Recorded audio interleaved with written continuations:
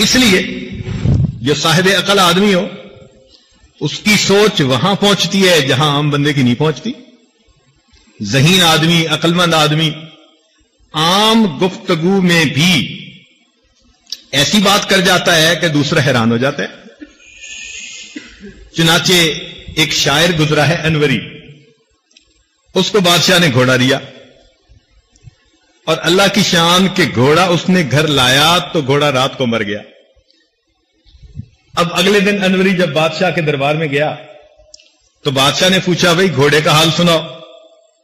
اب اگر یہ ویسے ہی کہہ دیتا کہ گھوڑا مر گیا تو بات بری ہوتی، بادشاہ کو غصہ آتا، تم نے اس کا خیال نہیں رکھا. تو انوری نے شعر میں جواب دیا،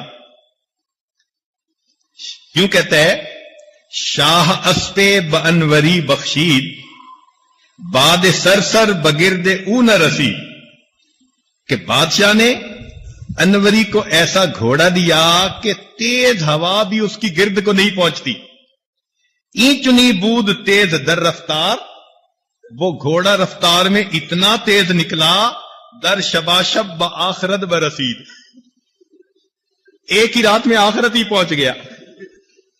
تو بادشاہ نے خوش ہو کے اس کو دوسرا گھوڑا انعام دے دیا. تو عقل مند آدمی جو ہوتے ہیں نا، اس کی بات سے پتہ چلتا ہے کہ واقعی اس کو اللہ رب العزت نے یہ نعمت عطا فرمائی. حضرت اللہ عنہ کے پاس ایک آدمی آیا، کہنے لگا حضرت ماذن نکاح، یہ نکاح کیا چیز ہے؟ تو حضرت نے فرمایا کہ سرور و شہر، ایک مہینے کے مزے کی زندگی. اس نے کہا ثم ماذا، پھر کیا؟ فرمایا کہ لزوم مہر، کہ مہر لازم ہو جاتا ہے.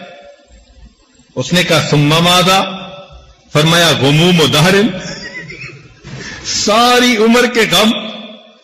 اس نے کہا ثم ماذا، فرمایا قصور و زہر، پھر کمر دوری ہو جاتی ہے. اس نے کہا ثم ماذا، فرمایا دخول و قبر.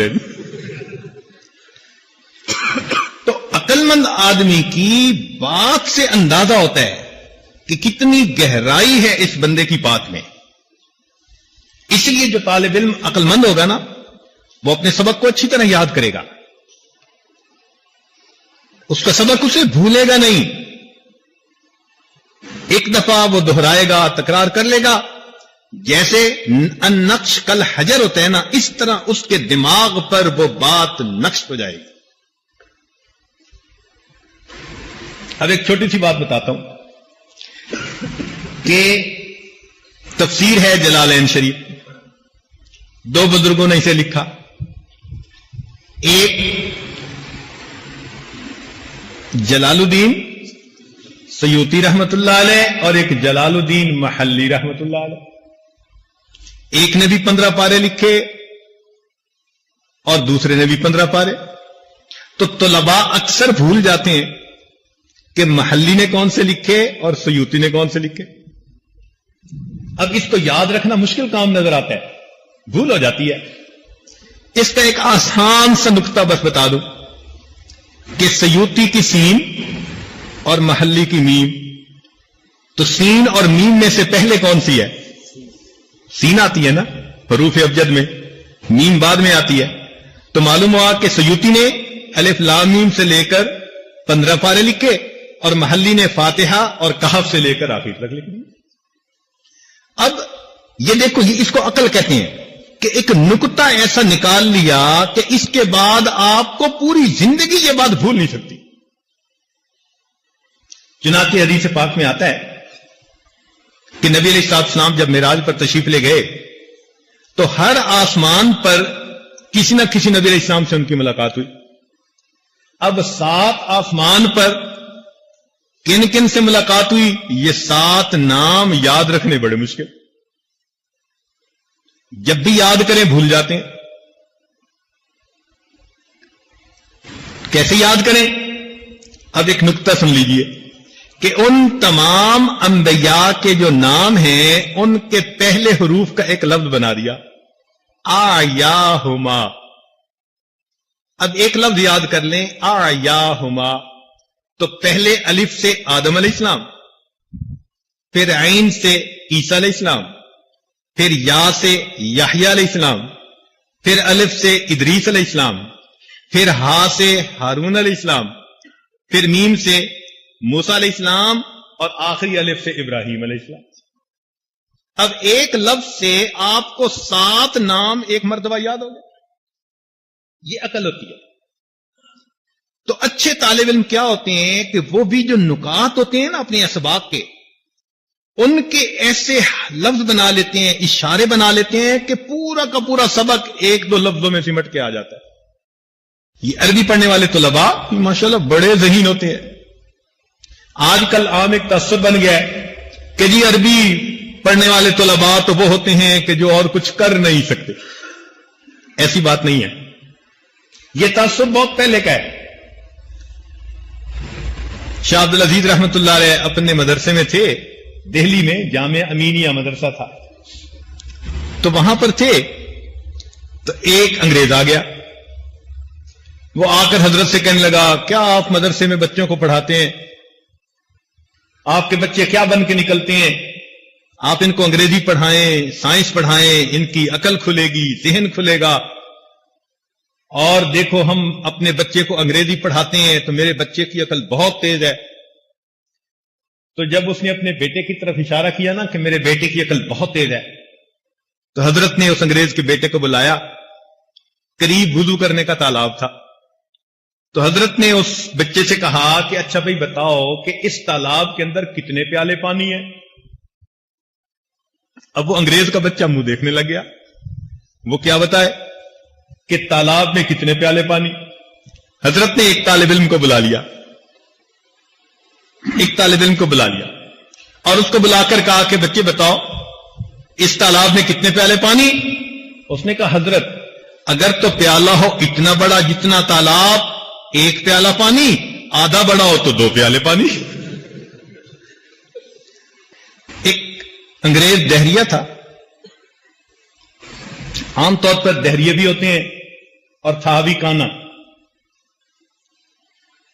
تو کسی عالم سے ملا اور بحث کرنے لگ گیا اللہ تعالیٰ کے وجود پر۔ کہنے لگا جی اللہ تعالیٰ موجود نہیں ہے۔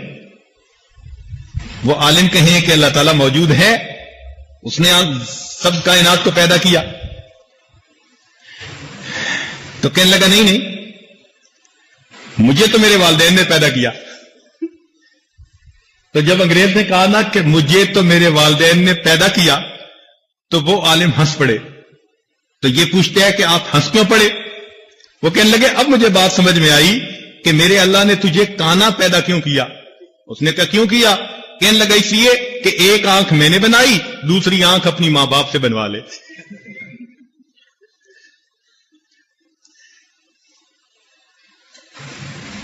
تو جو ذہین آدمی ہوتے ہیں نا پھر بات چیت میں بھی سوال کا جواب وہی دے جاتا ہے۔ اسی طرح کا ایک واقعہ، ایک انگریز آیا اور آ کے مدرسے کے استاد سے کہنے لگا یہ عربی پڑھنے والے یہ سارے کے سارے سر کیوں منڈواتے ہیں؟ تو وہ سمجھدار تھے، کہنے لگے اچھا یہ بتائیں یہ انگریزی پڑھنے والے سارے کے سارے داڑھی کیوں منڈواتے ہیں؟ اب اس کے پاس کوئی جواب نہیں۔ تو مطلب صرف ان باتوں کے کرنے کا کہ جس کو اللہ رب العزت نے یہ نعمت دی ہوتی ہے نا، وہ بات کی تہ کو پہنچتا ہے اور بندے کو اس کا جواب دے دیتا ہے۔ ہمارے یہاں کا ایک مشہور واقعہ ہے کہ پہلے زمانے میں یہاں انگریز رہتے تھے، تو وہاں نوکر تھا ہمارا ایک دیسی بندہ یہیں کا، تو کسی بات پہ وہ غصے ہو گیا اور غصے ہو کے کہتا ہے کہ جاؤ جہنم میں۔ تو وہ بیچارہ نوکر تھا، وہ باہر چلا گیا، تو تھوڑی دیر کے بعد پھر واپس آیا، آنا ہی تھا۔ تو انگریز نے پوچھا تجھے میں نے کیا کہا تھا؟ انہوں نے کہا جی آپ نے کہا تھا جاؤ جہنم میں، پھر گئے کیوں نہیں؟ کہنے لگا جی میں باہر تو نکلا تھا تو وہاں سب انگریزوں نے قبضہ کیا ہوا ہے، مجھے کوئی جانے ہی نہیں دیتے۔ سلطان عبد الحمید ترکی کے بادشاہ گزرے ہیں، بہت نیک آدمی تھے، اور اللہ کی شان کہ ترکی جو ہے نا وہ چاروں طرف سے یورپ میں گھرا ہوا ہے، چاروں طرف سے۔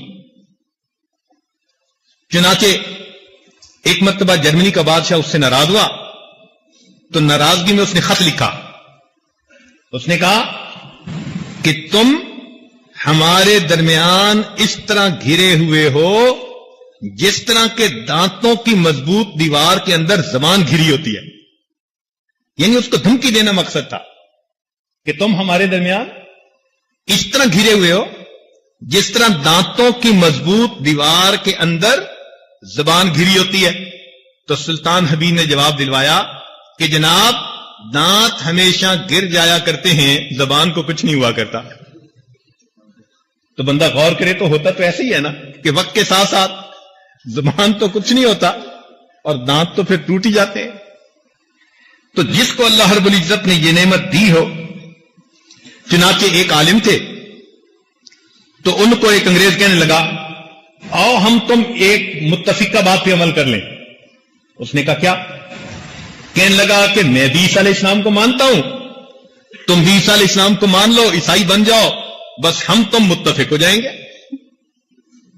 اب یہ بات کتنی اس نے عجیب دی، لیکن وہ طالب علم ذرا سمجھدار تھا. کہنے لگا کہ متفق اس کو نہیں کہتے کہ تم عیسائی ہو اور میں بھی تمہارے ساتھ ہو جاؤں تو ہم دو متفق ہوئے، تو دو کی جگہ تین متفق کیوں نہ ہو؟ اس نے کہا تین کیسے؟ اس نے کہا دیکھو میں بھی نبی علیہ السلام کو مانتا ہوں، پیغمبر اپنا، اور تمہارے نبی علیہ السلام نے بھی ہمارے پیغمبر کو مانا، من بعد اسمہ احمد، تو انہوں نے بھی تسلیم کر لیا.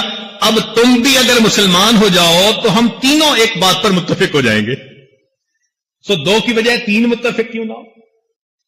تو جس کو اللہ رب العزت نے یہ نعمت دی ہوتی ہے وہ پھر آگے بات کا بھی جواب دے سکتے ہیں. یہ ایسے ہی ہے جیسے ایک انگریزی جان نے پوچھا تھا کہ بتاؤ آسمان پہ عرش پہ ستارے کتنے ہیں؟ تو طالب نے کہا کہ مجھے تو نہیں پتا. کہ خاک پڑھتے ہو، تمہیں عرش کے ستاروں کا نہیں پتا؟ اس نے کہا جی اچھا آپ بتائیں سمندر میں مچھلیاں کتنی ہیں؟ کہتے ہیں مجھے بھی نہیں پتا. اس نے کہا تمہیں فرش کا پتہ نہیں، تم عرش کی باتیں کرتے پھرتے ہو. اس عقل کو استعمال کرنے سے انسان اپنے علم سے فائدہ اٹھا سکتا ہے.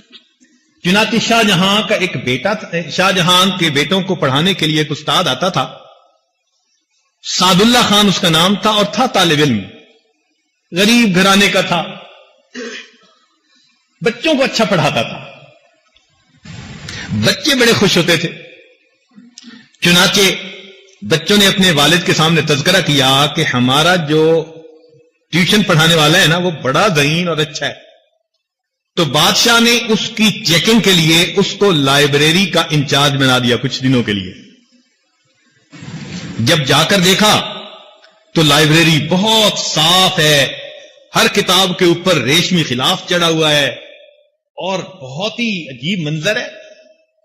اس نے کہا کہ سعد اللہ یہ تم نے کیا کیا؟ کوئی خرچہ بھی نہیں ہوا اور کتابیں بھی محفوظ ہو گئیں.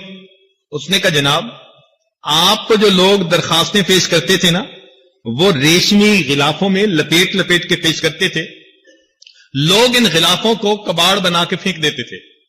میں نے اتنا کہا کہ یہ مجھے لائبریری کے لیے چاہیے اور میں نے ان کو کتابوں کا غلاف بنا دیا جس سے کہ میری ساری کی ساری لائبریری کی کتابیں محفوظ ہو گئی. اس نے کہا یہ تو بڑا سمجھدار ہے، چلو اس کو مرغی کھانے کا انچارج بنا کے دیکھتے ہیں. اس نے سعد اللہ خان کو مرغی کھانے کا انچارج بنا دیا. کچھ عرصے کے بعد دیکھا تو مرغیاں بہت موٹی تازی اور خرچہ بھی کوئی نہیں.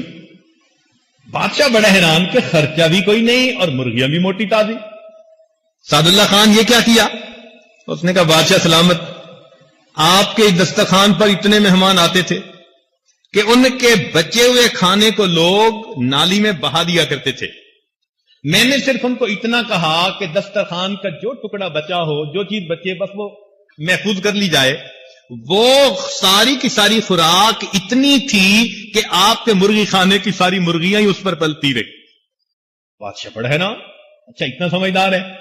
اللہ کی شان کہ اسی دن شاہ جہان کے خط ملا بادشاہ ایران کا.